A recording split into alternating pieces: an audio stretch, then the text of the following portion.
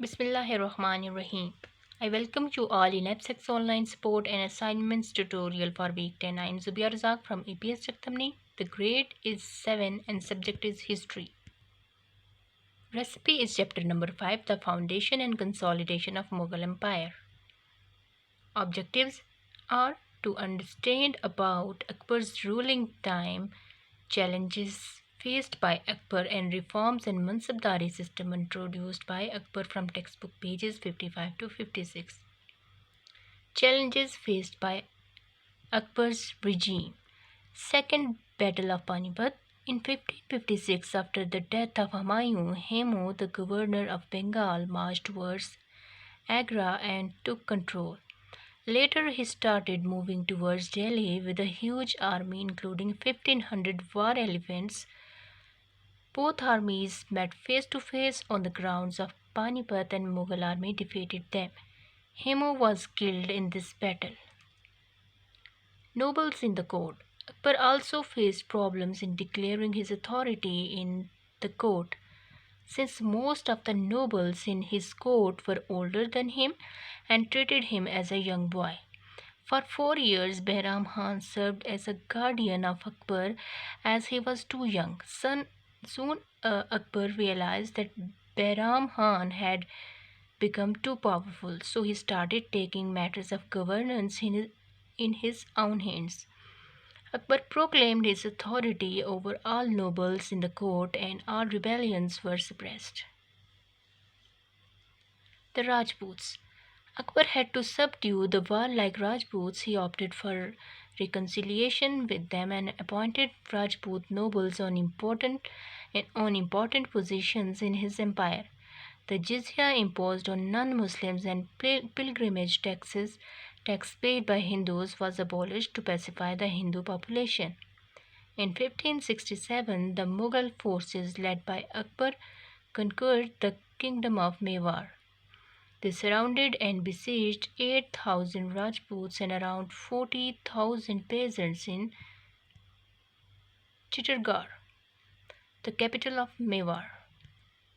Reforms and Mansabdari system. Akbar believed that religious and intercultural harmony was essential to strengthen his empire. He introduced many initiatives during his rule.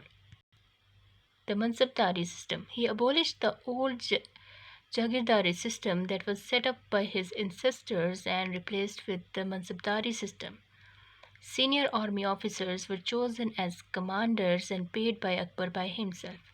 All commanders were given large pieces of land under an oath to be loyal to the emperor alone.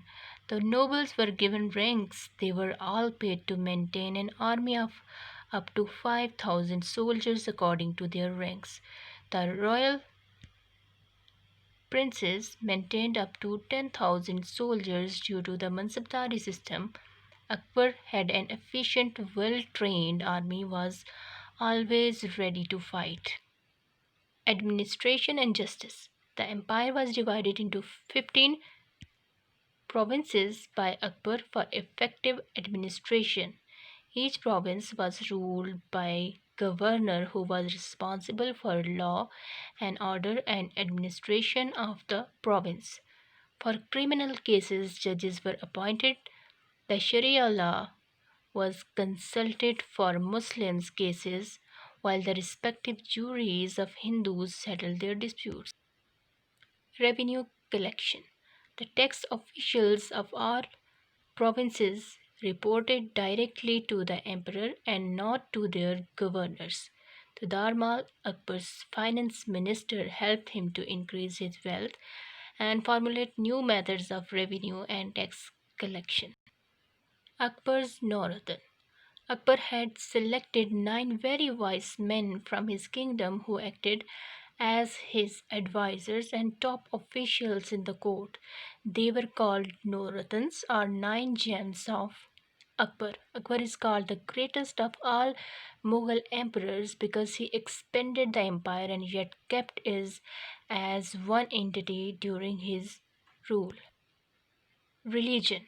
Akbar believes in religious harmony and wanted to harmonize the relationships between Muslims and Hindus. He appointed Hindus on important positions in the court, government, and army. Deen-e-Ilahi, which he said contained the best teachings of all other religions, the ulema, Muslim scholars, rejected it as it has many un-Islamic practices, including bowing before emperors. Akbar's death. This religion phased out with the death of its founder, Akbar. Akbar's contribution to expand and strengthen the Mughal Empire are significant in defining the course of history of the subcontinent. He died in Fatehpur Sikri.